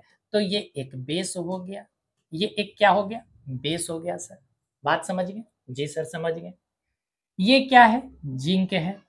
ये क्या है? जिंक है। जिंक क्या है सर? मेटल है। जिंक क्या है? मेटल है। तो बेस और मेटल का जब रिएक्शन होगा तो क्या इवॉल्व होगा? Hydrogen gas. तो सबसे पहले फोकस करो, क्या यहाँ हाइड्रोजन गैस निकला है सर? बिल्कुल निकला है, बिल्कुल निकला है। तो बेस और मेटल का रिएक्शन हुआ तो कौन से गैस बने? हाइड्रोजन। अच्छा सर, एसिड और मेटल का रिएक्शन हुआ था तो केवल क्या हाइड्रोजन गैस ही बने थे? अरे नहीं बच्चे, इसके साथ साथ और भी तो कंपाउंड बने थे। वो कंपाउंड क्या कहला रहा था? तो आप कहेंगे कि सर साल्ट कहला रहा था। क्या कहला रहा था? साल्ट कहला रहा था। तो सर यहाँ भी क्या साल्ट बनेगा? अरे बिल्कुल बनेगा बच्चा, बिल्कुल बनेगा। तो यहाँ भी साल्ट का फॉर्मेशन होगा। तो यहाँ देखो साल्ट बना है Na2ZnO2, और वो भी क्या है? एक्वस फॉर्म में है, जिसे हम कहते हैं सोडियम जिंकेट। जिसको हम किस नाम से जानते हैं? Sodium zincate. यानी कि जब सोडियम हाइड्रा ऑक्साइड का रिएक्शन जिंक के साथ होगा तो बनेगा एक लवण, जिसे हम कहते हैं सोडियम जिंकेट, यानी कि Na2ZnO2 बनेगा। और साथ ही साथ बच्चा हाइड्रोजन गैस बनेगा। क्या बनेगा? हाइड्रोजन गैस बनेगा। क्लियर है? चलिए सर आगे बढ़ते हैं। अब यहाँ भी देखो, ये एल्युमिनियम क्या है? तो आप कहेंगे मेटल है। एल्युमिनियम क्या है? मेटल है सर। यहाँ sodium hydra oxide, sodium metal है और ये हाइड्रा ऑक्साइड के साथ जुड़ा है, इस वजह से ये सोडियम यानी मेटल का हाइड्रोक्साइड क्या होता है? बेसिक नेचर का होता है, यानी बेस होता है, तो ये भी बेस हो गया। तो मेटल और बेस का जब रिएक्शन करेंगे तो सबसे पहले क्या आपको फोकस करना है कि सर हाइड्रोजन गैस बनेगा। क्या बनेगा? हाइड्रोजन गैस बनेगा। तो ये रहा आपका हाइड्रोजन गैस, ये रहा आपका हाइड्रोजन गैस, हाइड्रोजन गैस बन गया। अब यहाँ पर कोई बच्चा ऐसा नहीं समझना कि सर हाइड्रोजन में तो सर H होता है, इस वजह से यहाँ पर हाइड्रोजन गैस बनता है, लेकिन बेस में तो सर OH होता है, बेस में सर OH होता है, तो सर यहाँ पर तो OH बनना चाहिए। अरे OH कोई गैस होता नहीं है, OH कोई गैस होता नहीं है, इस वजह से ज्यादा बेकार के दिमाग मत लगाना। बात समझ गए? चलिए सर, तो जब मेटल का बेस के साथ रिएक्शन हुआ तो हाइड्रोजन गैस इवॉल्व हुआ और साथ ही साथ सोडियम एल्यूमिनेट बना, यानी जिसे हम 2AlONa, ये बड़ा वाला N होगा, ONa3 बन गया। ठीक है, चलो इसे हम कहते हैं सोडियम एल्यूमिनेट कहते हैं। तो ये दो एग्जाम्पल आपको याद रखना है, एग्जाम्पल में आपको एग्जाम में क्वेश्चन पूछे जा सकते हैं। चल आगे बढ़ते हैं। अब कहता है कि अम्ल के साथ अगर भस्म का रिएक्शन कराया जाए, अम्ल के साथ भस्म का अभिक्रिया, भस्म के जगह पर अब आप यहाँ पर लिखेंगे सर क्षार का रिएक्शन। किसका रिएक्शन? क्षार का रिएक्शन। अच्छा, रिएक्शन तभी होगा, ध्यान रखना, कि अम्ल और क्षार का रिएक्शन तभी होगा जब उनका जलीय विलयन होगा, यानी कि दोनों सबसे पहले अपने अपने आयन में टूटेंगे, दोनों सबसे पहले अपने अपने आयंस में टूटेंगे, और जब आयंस में टूटेंगे तब एक दूसरे के साथ जुड़कर अलग अलग कंपाउंड तैयार करेंगे। बात समझ गए? चल, तो कह रहा है कि अम्ल के साथ क्षार अभिक्रिया कर लवण एवं जल बनाता है। क्या बनाता है? लवण एवं जल का निर्माण करता है सर। तो आइए देखते हैं, ये NaOH है। NaOH कहने का मतलब क्या है सर? ये सोडियम हमारा धातु है और OH हाइड्रोक्साइड है, तो धातु का जो हाइड्रोक्साइड हुआ वो हमारा एक बेस है। क्या है सर? बेस है। चलो सर, और किस फॉर्म में है? एक्वस फॉर्म में है। एक्वस फॉर्म कहने का मतलब है कि रिएक्शन कराने से पहले हमने इसका एक जलीय घोल बनाया है, जलीय विलयन हमने लिया है सोडियम हाइड्रोक्साइड का। H2SO4 है। H2SO4 क्या है सर? एक एसिड है, एक एसिड है। तो यहाँ हम बेस और एसिड का रिएक्शन, और हमने आपको पढ़ाया कि बेस जो होगा वो एसिड के इफेक्ट को न्यूट्रलाइज करेगा, और बेस जो होगा वो एसिड के प्रभाव को न्यूट्रलाइज किया, और एसिड जो होगा वो बेस के इफेक्ट को न्यूट्रलाइज करेगा। इस वजह से हम कह सकते हैं कि ये जो एक रिएक्शन होगा वो न्यूट्रलाइजेशन रिएक्शन का एक एग्जाम्पल होगा। हमने केमिकल रिएक्शन चैप्टर में आपको बोला था कि ये वाले कंसेप्ट आपको और भी बेहतर ढंग से कहाँ समझ में आएंगे, तो acid base and salts chapter में आएंगे। ये वही वाली है आपकी रिएक्शन। तो जब अम्ल और क्षार का हम रिएक्शन कराते हैं तो ये एक रिएक्शन किस प्रकार का है? तो आप कहेंगे उदासीनीकरण का एग्जाम्पल है, उदासीनीकरण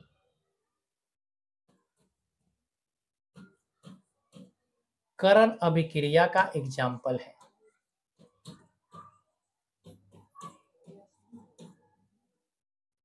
उदासीनीकरण अभिक्रिया का ये क्या है? एग्जाम्पल है सर। समझ गए? चलिए सर, क्यों? क्योंकि ये एक दूसरे के इफेक्ट को न्यूट्रलाइज कर रहे हैं, उदासीन कर दे रहे हैं, इस वजह से न्यूट्रलाइजेशन रिएक्शन है। अब देखो, ये रिएक्शन तभी होगा जब हमने इसका जलीय विलयन लिया है। तो हमने आपको शुरुआत में ही पढ़ाया कि जब हम एसिड के रिएक्शन, एसिड को जब हम जल में डालते हैं तो ये सबसे पहले क्या होता है? अपने अपने आयंस में टूटते हैं। तो ये देखो, ये जो हमारा एसिड है ये अपने अपने आयंस में टूटेगा। कौन कौन से होंगे सर? H प्लस आयन में टूटेगा, H प्लस आयन में टूटेगा, और SO4 माइनस आयन में टूटेगा। यहां से H प्लस आयन टूट गया और यहां से SO4 आयन में टूट गया, दोनों अपने अपने आयन्स में टूट गए। इसी तरीका से बेस का भी जब जल में हम डालेंगे, बेस को जब हम जल में डालते हैं तो ये भी अपने आयन्स में टूटेगा। तो यहाँ से Na प्लस आयन में टूटेगा और OH माइनस आयन में टूट गया। अब इन दोनों का जो जलीय विलयन है, सबसे पहले ये दोनों अपने अपने आयन्स में टूटेंगे। सबसे पहले ये दोनों के दोनों अपने अपने आयंस में टूटते हैं।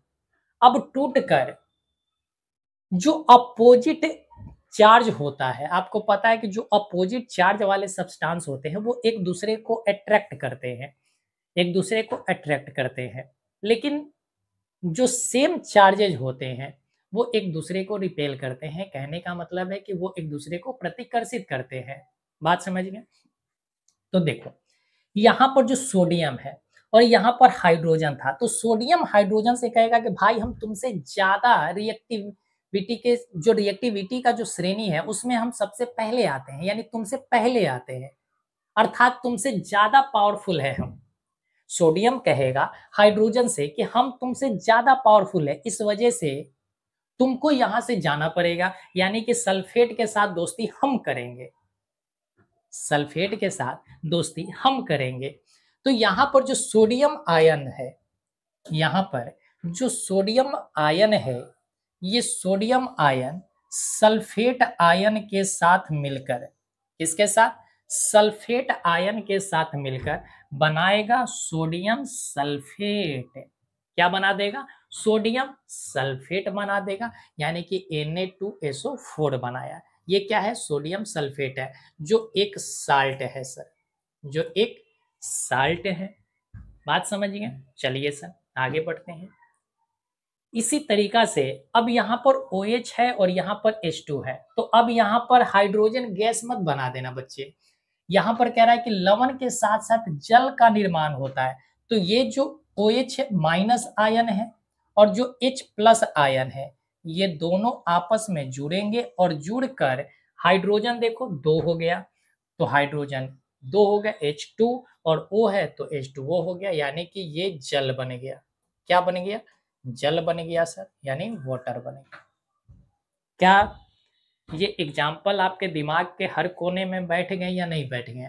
बोलिए, क्या ये एग्जाम्पल आपके दिमाग के हर कोना में बैठ गया? उम्मीद करते हैं कि बैठ गया होगा सर। चलिए आगे बढ़ते हैं, सेकेंड एग्जाम्पल पर आते हैं। ये कैल्शियम हाइड्रोक्साइड है। कैल्शियम हाइड्रोक्साइड क्या है? ये धातु का सर हाइड्रोक्साइड है। अगर धातु का हाइड्रोक्साइड है तो सर ये क्षार होगा। ये क्या होगा? क्षार होगा सर। हम ये धातु के हाइड्रोक्साइड बार बार क्यों बोल रहे हैं बच्चे? ताकि आपके दिमाग में ये चीज बैठ जाए कि जो धातु के हाइड्रोक्साइड होंगे, जो धातु के ऑक्साइड होंगे, जो धातु के कार्बोनेट होगा, धातु के बाइकार्बोनेट होगा, ये सभी के सभी बेस होते हैं। ये सभी के सभी आपके दिमाग में बैठ जाने चाहिए। तो ये कैल्शियम हाइड्रोक्साइड है, ये HC है, ये हमारा एक एसिड है सर। तो सबसे पहले हमने इन दोनों का एक्वस सॉल्यूशन बनाया, इन दोनों का एक्वस सॉल्यूशन बनाया। तो जब हम एक्वस इन दोनों का सॉल्यूशन बनाया तो यहाँ पर कैल्शियम अपने आयंस में टूट गया, कैल्शियम अपने आयंस में टूट गया और हाइड्रा ऑक्साइड अपने आयंस में टूट गया सर, हाइड्रा ऑक्साइड अपने आयंस में टूट गया, यानी कि दोनों अपने अपने आयंस में टूट गया सर। अच्छी बात है। इसी तरीका से जो HCl है यानी एसिड है, उसका भी हमने जलीय विलयन लिया है। जलीय विलयन हमने लिया तो ये भी अपने आयन में टूट गया, H प्लस आयन में और Cl माइनस आयन में टूट गया।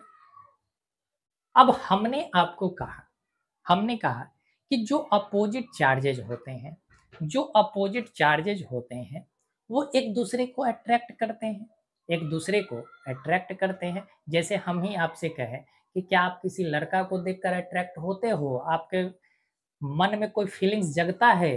अरे नहीं जगता। लेकिन किसी लड़की को देख लो तो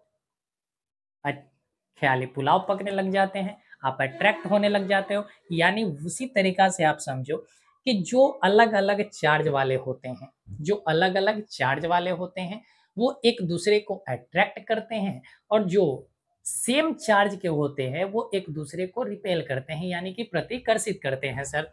तो यहाँ पर जो Ca2 प्लस है और यहाँ पर Cl माइनस आयन है। अब यहाँ कैल्शियम जो होगा वो हाइड्रोजन से ज्यादा पावरफुल होता है, कैल्शियम जो होता है वो हाइड्रोजन से ज्यादा पावरफुल होता है। इस वजह से ये कैल्शियम जो होगा वो हाइड्रोजन को यहां से भगा देगा, हाइड्रोजन को यहां से भगा देगा। तो ये क्लोरीन के साथ मिलकर, क्लोरीन के साथ मिलकर अपनी एक जीवन बनाएगा। कैल्शियम जो होगा वो क्लोरीन के साथ मिलकर अपना क्या बनाएगा, अपना एक सही पार्टनर ढूंढा, और पार्टनर ढूंढकर अपना दोनों साथ में रहेगा। तो बना क्या, कैल्शियम क्लोराइड बना सर। क्या बना, कैल्शियम क्लोराइड बना। और ये सर क्या है, एक साल्ट है। ये क्या है, एक साल्ट है। अब यहां पर देखो, अब यहां पर OH माइनस आयन है, OH माइनस आयन है और H प्लस आयन है। OH माइनस आयन है और H प्लस आयन है। तो ये भी एक क्या है, अपोजिट चार्ज है। ये भी क्या है, अपोजिट चार्ज है सर। तो अगर अपोजिट चार्ज है तो ये भी एक दूसरे को अट्रैक्ट करेगा, ये भी एक दूसरे को अट्रैक्ट करेगा, और अट्रैक्ट करके किसका निर्माण करेगा सर, तो वाटर का निर्माण करेगा। तो ये रहा वाटर, ये रहा वाटर। तो ये थे हमारे न्यूट्रलाइजेशन रिएक्शन, और यही हमारा कहलाया एसिड बेस का रिएक्शन। बोलिए, किसी भी प्रकार का किसी भी बच्चे को समस्या है? अगर समस्या है तो कमेंट बॉक्स में आप अपनी समस्या को आप लिख सकते हैं। ठीक है, चलिए सर आगे बढ़ते हैं। अब एक और हमें पढ़ना है केमिकल रिएक्शन के बारे में, जो हमारा है भस्म या क्षार, इसी को हम कहते हैं। तो भस्म कह दीजिए या सर क्षार कह दीजिए। तो कहता है कि क्षार अधातु के ऑक्साइड, अधातु के ऑक्साइड से अभिक्रिया कर लवण एवं जल बनाता है। अब यहाँ कह रहा है कि अधातु के ऑक्साइड, तो सबसे पहले यहाँ पर आप समझ जाओ कि अधातु के ऑक्साइड होते क्या है। अधातु के ऑक्साइड देखो, जो मेटल के ऑक्साइड थे, जो मेटल के ऑक्साइड थे, और एक तरफ हम लिख रहे हैं सर नॉन मेटल के ऑक्साइड, नॉन मेटल ऑक्साइड। ठीक, इसको हमने कहा अधातु के ऑक्साइड, अधातु के ऑक्साइड हमने कहा, और इसको हमने कहा धातु के ऑक्साइड। इन दोनों में साथ ही फर्क आप समझ जाइए। हालांकि धातु के ऑक्साइड हमने अभी आपको समझाया है कि जो मेटल के ऑक्साइड होते हैं, जैसे कॉपर के ऑक्साइड, जैसे कॉपर के ऑक्साइड आप ले लीजिए, एल्युमिनियम का ऑक्साइड ले लीजिए, एल्युमिनियम का ऑक्साइड ले लीजिए, ये सभी के सभी जो हैं, ये सभी के सभी जो हैं, ये क्या है, तो आप कहेंगे कि ये सर इसी तरीका से Na2O ले लीजिए, Na2O ले लीजिए। तो ये सभी के सभी जो हमारे हैं, ये सर बेस कहलाते हैं। क्या कहलाते हैं, सभी के सभी बेस कहलाते हैं। यानी धातु का जो ऑक्साइड है सर वो बेसिक नेचर का है, लेकिन सर अधातु के जो ऑक्साइड होते हैं वो एसिडिक नेचर का होता है। किस नेचर का होता है, एसिडिक नेचर का होता है, अर्थात वो एसिड होता है। क्या होते हैं, एसिड होते हैं। सर कौन कौन से हैं, अगर एग्जाम्पल दे दे तो हमें अच्छे ढंग से समझ में आ जाएगा। जैसे carbon dioxide, carbon dioxide, carbon क्या है बच्चा, ये कार्बन जो है सी से क्या है, कार्बन है, और ओ से क्या है, ऑक्साइड है, ओ से ऑक्साइड है। तो ये रहा कार्बन। कार्बन क्या होता है, अधातु होता है। क्या होता है, अधातु होता है। तो अधातु के ऑक्साइड क्या कहलाएंगे, एसिड कहलाएंगे। इसी तरीका से NO2 हो गया, NO2 यानी कि हमारा नाइट्रोजन डाइऑक्साइड हो गया। नाइट्रोजन क्या है, एक अधातु है, और इसके ऑक्साइड हमारे क्या कहलाएंगे, तो अधातु के ऑक्साइड हमारे कहलाएं एसिड। इसी तरीका से SO2 आप याद रखें, SO2 याद रखें, सल्फर डाइऑक्साइड, ये भी क्या होंगे, तो आप कहेंगे सर सल्फर एक अधातु है और इसके ऑक्साइड बन गए तो हमारे क्या बन गए, एसिड बन गए। तो जो भी अधातु के ऑक्साइड होते हैं वो एक हमारा एसिड नेचर का होता है। किस नेचर का होता है, एसिड नेचर का होता है। क्या ये पॉइंट क्लियर हो गया?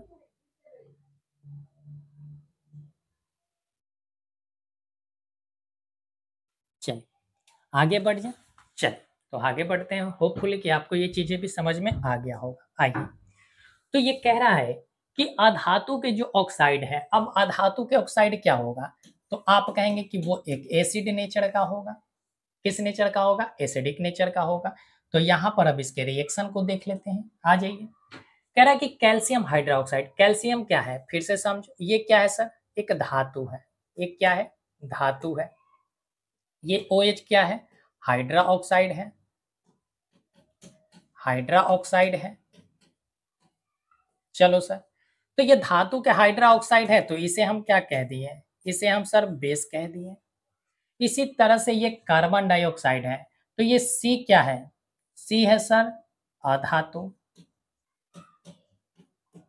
और ये O2 क्या है? तो आप कहेंगे ऑक्साइड है। और अभी हमने पढ़ा कि जो अधातु के ऑक्साइड होते हैं वो क्या होते हैं? तो सर वो एसिड होता है। यानी यहाँ भी जो रिएक्शन हो रहा है वो बेस और एसिड के बीच में ही हो रहे हैं। किसके बीच में हो रहा है? एसिड और बेस के बीच में ही हो रहे हैं। तो यहाँ देखिए, जो कह रहा है कि भस्म अधातु के ऑक्साइड से रिएक्शन करके लवण एवं जल बनाता है। तो यहाँ देखो, कैल्शियम जो होगा वो कार्बन डाइऑक्साइड के साथ मिलकर और हाइड्रोक्साइड के एक एटम ऑक्सीजन के साथ मिलकर कैल्शियम कार्बोनेट बनाएगा। क्या बनाएगा? कैल्शियम कार्बोनेट बनाएगा। यानी कि ये एक साल्ट होगा। क्या होगा? साल्ट होगा, लवण होगा। और साथ ही साथ ये एक जल बना, यानी कि वाटर बना। क्या बना सर? वाटर बना। तो कैल्शियम हाइड्रोक्साइड के रिएक्शन जब हमने कराया अधातु के ऑक्साइड के साथ, तो बना लवण और साथ ही साथ बना बच्चा वाटर बना। तो ये सभी के सभी जो हमारे अब तक एग्जाम्पल आपने देखा, अब तक जो भी आप कंसेप्ट पढ़ रहे थे, वो बेस के केमिकल रिएक्शन के बारे में था। तो ये हमारा बेस का केमिकल जो रिएक्शन था वो भी आपका समाप्त हो गया। ठीक है, चलिए आगे बढ़ते हैं।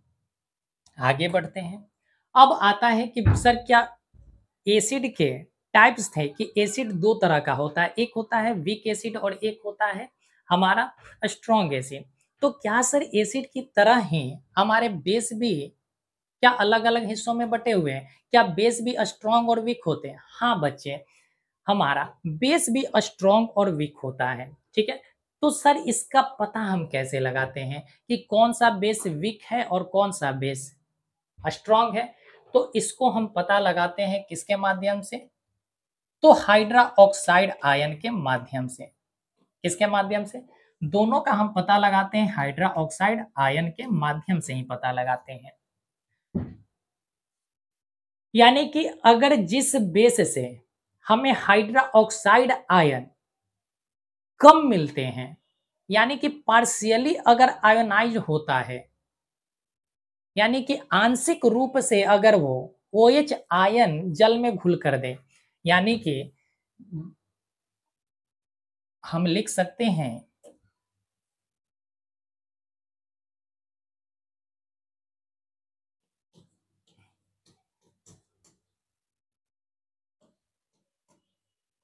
आंशिक रूप से जल में घुलकर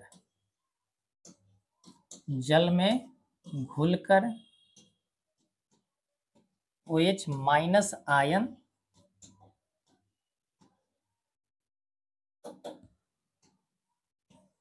देता है, तो उसी को हम क्या कहते हैं कि वीक है। क्या है? वीक है। लेकिन जो कंप्लीटली आयोनाइज्ड हो जाए, यानी जो पूर्ण रूप से जल में घुलकर आयोनाइज्ड हो जाते हैं, तो हम उसे कहते हैं कि स्ट्रॉन्ग एसिड है। यानी कि पूर्ण रूप से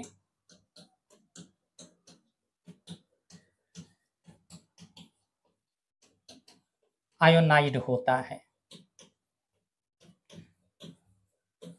जो आंशिक रूप से आयोनाइज्ड हो रहा है तो उसे हम कहते हैं कि वीक एसिड है, और जो पूर्ण रूप से आयोनाइज्ड हो रहा है उसे हम कहते हैं क्या? तो आप कहेंगे स्ट्रॉन्ग एसिड कहते हैं। अब स्ट्रॉन्ग एसिड और वीक एसिड के एग्जाम्पल है जो आपको याद हो गए होंगे, लेकिन यहाँ पर आपको बस ध्यान रखना है कि वो कौन कौन से एग्जाम्पल है सर। पहले तो यहाँ पर 2 एग्जाम्पल आपको ध्यान रखना है कि स्ट्रॉन्ग वीक एक तो होता है सर NaOH, जिसे हम कास्टिक सोडा कहते हैं यानी सोडियम हाइड्रोक्साइड कहते हैं, और एक होता है सर पोटेशियम हाइड्रोक्साइड जिसे हम KOH कहते हैं। सोडियम हाइड्रोक्साइड और पोटेशियम हाइड्रोक्साइड ये दोनों के दोनों जो हमारे बेस हैं वो स्ट्रॉन्ग बेस के श्रेणी में आते हैं। तो सर वीक एसिड, वीक हमारा बेस कौन सा है? तो कैल्शियम हाइड्रोक्साइड। कैल्शियम के जो हाइड्रा ऑक्साइड हैं बच्चे, वो हमारे वीक बेस के श्रेणी में आते हैं। इसी तरीका से आप मैग्नीशियम हाइड्रा ऑक्साइड को ले लीजिए। मैग्नीशियम हाइड्रा ऑक्साइड भी हमारा वीक बेस की श्रेणी में आएगा। और यहाँ से एक और आप ध्यान रखेंगे ammonium hydra oxide. Ammonium hydra oxide आप ध्यान रखेंगे। तो ये तीनों के तीनों जो बेस हैं हमारे वीक बेस हैं, और ये दोनों के दोनों जो हमारे बेस हैं, ये दोनों के दोनों बेस हमारे कैसे हैं? स्ट्रॉन्ग बेस के श्रेणी में आते हैं। होपफुली कि आपको ये भी समझ में आया होगा। आगे बढ़ जाए, आप स्क्रीनशॉट लेना चाहते हैं ले लीजिए। चल आगे बढ़ जाए। चलिए सर, इसी वजह से आपने देखा होगा, इसी वजह से आपने देखा होगा कि जो कैल्शियम के हाइड्रा ऑक्साइड है, इसको हम कहते हैं बुझा हुआ चूना। अगर इसको जल में घोल दे तो बुझा हुआ चूना है। तो ये कम खतरनाक होने के कारण ये खैनी में रगड़ के खाता है सब। तुम सब भी खचरा करता है ना? अरे करता है कि नहीं करता है? अवश्य करता होगा। ये सुट्टा मारता ही होगा, खैनी रगड़ता ही होगा, पान गुटखा खाता ही होगा। जीवन को अपने क्यों तहस नहस कर रहे हो? जीवन बहुत मूल्यवान है, उसको अच्छे ढंग से जिए बच्चे, ठीक है। देखो, तो कैल्शियम हाइड्रोक्साइड जिसे हम बुझे हुए चूना के भी रूप में जानते हैं, इसका इस्तेमाल हम लोग खैनी में कर लेते हैं सर। और मैग्नीशियम जो हाइड्रोक्साइड होता है, इस मैग्नीशियम हाइड्रोक्साइड का हम लोग इस्तेमाल एंटा एसिड के रूप में कर लेते हैं। यहाँ पर लिख देते हैं, जो मैग्नीशियम हाइड्रोक्साइड है, मैग्नीशियम हाइड्रोक्साइड जो है, इसको हम लोग एंटा एसिड के रूप में इस्तेमाल करते हैं। एंटा एसिड के रूप में इस्तेमाल करते हैं। और एंटा एसिड कहने का मतलब क्या है कि ये जो अम्ल, ये जो है अम्ल के प्रभाव को खत्म कर देता है, अम्ल के प्रभाव को खत्म करता है, इस वजह से हम इसे एंटा एसिड कहते हैं। अब ये MgOH जो है, ये कहाँ पर मिलेगा? तो आप इनो पीतो हो ना? अरे इनो तो पीता है ना? जब आपको खाना नहीं पचते हैं तो आप इनो लाकर पीते हैं। तो इनो में देखना कि इनो में लिखा हुआ रहता है मैग्नीशियम हाइड्रा ऑक्साइड। ये फॉर्मूला ध्यान रखना, वहां पर लिखा होगा। इनो के जब भी पैकेट लेकर आओगे तो वहां पर देखना लिखा हुआ रहेगा मैग्नीशियम हाइड्रा ऑक्साइड यानी MgOH का होल ट्वाइस रहेगा। और ये क्या है बच्चा? एक वीक एसिड है। और यही वीक एसिड जो है जब हमारे शरीर के अंदर जाता है तो हमारे शरीर के अंदर जो HCl है उसके प्रभाव को खत्म कर देता है, उसके प्रभाव को खत्म कर देता है। बात समझ गए? चलो सर, समझ गए होंगे। आगे बढ़ते हैं। अब हम पढ़ लेते हैं कि क्या क्या यूज है एसिड का और बेस का। क्या क्या बेस का और एसिड का यूज होता है। तो सबसे पहले हम एसिड्स का पढ़ लेते हैं कि अम्ल का हमारे दैनिक जीवन में क्या क्या उपयोग है। और एसिड्स के बाद, उसके बाद हम लोग पढ़ लेंगे कि बेस का हम लोगों के जीवन में क्या क्या उपयोग होता है। तो सबसे पहला है सल्फ्यूरिक एसिड। सबसे पहला है सल्फ्यूरिक एसिड। सल्फ्यूरिक एसिड जिसे हम H2SO4 कहते हैं, जिसे हम H2SO4 कहते हैं। कहता है कि सल्फ्यूरिक एसिड का उपयोग उर्वरकों में करते हैं। किसमें करते हैं? उर्वरक। उर्वरक कहने का मतलब क्या है? जो खाद्य है। क्या है? खाद्य है। तो खाद में इसका इस्तेमाल करते हैं। जैसे कि कौन से खाद में? तो कह रहा अमोनियम सल्फेट में करते हैं। किसमें करते हैं सर? अमोनियम सल्फेट में कहते हैं, करते हैं। पेंट में भी इसका इस्तेमाल करते हैं। किसमें करते हैं? पेंट में भी, यानी पेंट जो हमारा होता है, जो दीवारों की पुताई के काम में आता है, उसमें भी सल्फ्यूरिक एसिड डाले होते हैं। रंग में भी होता है, जो कलर होते हैं उसमें भी होते हैं। इसी तरीका से रंग के जो रसायन होते हैं, रंग के जो रसायन होते हैं, केमिकल होता है, उसमें हम उस बात कर रहे हैं। प्लास्टिक उद्योग में भी किया जाता है। किसमें किया जाता है? प्लास्टिक उद्योग में, यानी कि जो प्लास्टिक वाले कारखाने हो, जैसे टेबल बनता है प्लास्टिक का, कुर्सी बनता है, फर्नीचर वगैरह बनते हैं, इन सभी में भी सल्फ्यूरिक एसिड का इस्तेमाल होता है। सिंथेटिक फाइबर में भी इसका इस्तेमाल होता है। जो हम फाइबर का निर्माण करते हैं, जो कंपनी में फाइबर बनता है, उसमें भी इसका इस्तेमाल है। डिटर्जेंट में भी करते हैं। डिटर्जेंट कहने का मतलब क्या है कि जो हमारे सर्फ वगैरह बनते हैं, सर्फ वगैरह जो बनता है, कपड़े धुलाई वाले, उसमें भी होते हैं। विस्फोटक के रूप में भी इसका इस्तेमाल करते हैं और कार के बैटरी में भी हम इसका इस्तेमाल कर लेते हैं। तो ये सभी के सभी एग्जाम्पल आपको ध्यान रखना है। एग्जाम्पल सबसे पहले तो ध्यान रखना है कि आपको ये वाले, कि उर्वरक में तो इसका इस्तेमाल करते ही करते हैं। सेकंड आपको याद रखना है कि पेंट में भी इसका इस्तेमाल करते हैं। थर्ड आपको याद रखना है कि प्लास्टिक में भी इसका, प्लास्टिक उद्योग में भी करते हैं, फाइबर उद्योग में भी करते हैं, डिटर्जेंट में भी करते हैं, और ध्यान रखना है कि कार बैटरी में भी इस्तेमाल करते हैं। तो इतने सारे को आपको याद रख लेना है। चलिए सर आगे बढ़ते हैं। अगला है नाइट्रिक एसिड। अगला है आपका नाइट्रिक एसिड। नाइट्रिक एसिड का भी इस्तेमाल हम लोग उर्वरक में कर लेते हैं। नाइट्रिक एसिड का भी इस्तेमाल हम लोग उर्वरकों में, उद्योग में कर लेते हैं जी। और कौन सा उर्वरक है? अमोनियम नाइट्रेट के रूप में। विस्फोटक में भी कर लेते हैं। टीएनटी, जिसे हम ट्राई नाइट्रोटोल्यून कहते हैं, इसमें भी करते हैं। रंगों में भी करते हैं, प्लास्टिक बनाने के लिए भी करते हैं। तो लगभग आप देख रहे हैं कि दोनों में उर्वरक भी है, विस्फोटक भी है, प्लास्टिक बनाने में भी है, रंग बनाने में भी है। तो दोनों में ये कॉमन है, तो आपको याद हो जाएंगे। अगला है हाइड्रोक्लोरिक अम्ल। हाइड्रोक्लोरिक अम्ल का जो उपयोग होता है, स्टील की वस्तुओं से ऑक्साइड की फिल्म जो होती है, ऑक्साइड की जो लेयर बन जाती है, उसको हटाने में इस्तेमाल करते हैं। ठीक है। जो हमारे स्टील के बर्तन होते हैं, स्टील के बर्तन में आप देखेंगे तो स्टील के बर्तन पर एक परत चढ़ जाता है, और परत क्या होता है? तो वो परत होता है ऑक्साइड के फॉर्म में। किस फॉर्म में होता है? ऑक्साइड के फॉर्म में होता है। तो उसके ऑक्साइड को हटाने के लिए इसका उपयोग किया जाता है। साथ ही साथ रंगाई में भी, यानी जो कलर डाई होते हैं, ठीक है, उसमें कपड़ा में भी करते हैं, खाद्य उद्योग में भी करते हैं, चमड़ा उद्योग में भी कर लेते हैं। यानी कि रंगाई वाले, जो डाई वाले होते हैं उद्योग, उसमें भी करते हैं, कपड़ा उद्योग में भी, खाद्य उद्योग में भी, और साथ ही साथ चमड़ा उद्योग में भी इसका इस्तेमाल कर लेते हैं सर। तो ये सारे के सारे हमारे एसिड्स के थे। ये तीन ही आपको एसिड्स के बारे में ही ध्यान रखना है सर। आगे है आपका बेस के बारे में, कि बेस का, अब सबसे ज़्यादा हमारे जीवन में बेस का ही इस्तेमाल होता है। सबसे ज़्यादा हमारे जीवन में बेस का ही इस्तेमाल है। देखो, सबसे पहला है सोडियम हाइड्रोक्साइड, जिसे हम कास्टिक सोडा के नाम से भी जानते हैं। इसका इस्तेमाल साबुन उद्योग में भी करते हैं, कागज उद्योग में भी करते हैं, और रेयॉन नामक सिंथेटिक फाइबर में भी इस्तेमाल करते हैं। यानी जो सिंथेटिक फाइबर बनाते हैं, जिसका नाम है रेयॉन, जिसका नाम क्या है? रेयॉन है, इसके निर्माण में भी करते हैं। तो सोडियम हाइड्रोक्साइड का 3 एग्जाम्पल आपको ध्यान रखना है कि कहाँ कहाँ ये इस्तेमाल करते हैं। पहला तो कपड़ा उद्योग में, कागज उद्योग में, और रेयॉन के, साबुन उद्योग में, कागज उद्योग में, और रेयॉन के निर्माण में करते हैं। सेकेंड है कैल्शियम हाइड्रोक्साइड, जिसे हम बुझा हुआ चूना कहते हैं। खैनी रगड़ के अभी बताए हैं खाने के लिए। इसका उपयोग हम ब्लीचिंग पाउडर में करते हैं। इसका उपयोग कहाँ पर करते हैं? ब्लीचिंग पाउडर के निर्माण के लिए कर लेते हैं। आगे बढ़ जाए। अगला है मैग्नीशियम हाइड्रोक्साइड, जिसे हम MgOH का होल्ट वाइज कहते हैं। अभी हमने बताया कि MgOH का होल्ट वाइज का इस्तेमाल हम लोग एंटा एसिड के रूप में करते हैं। किस रूप में करते हैं? एंटा एसिड के रूप में।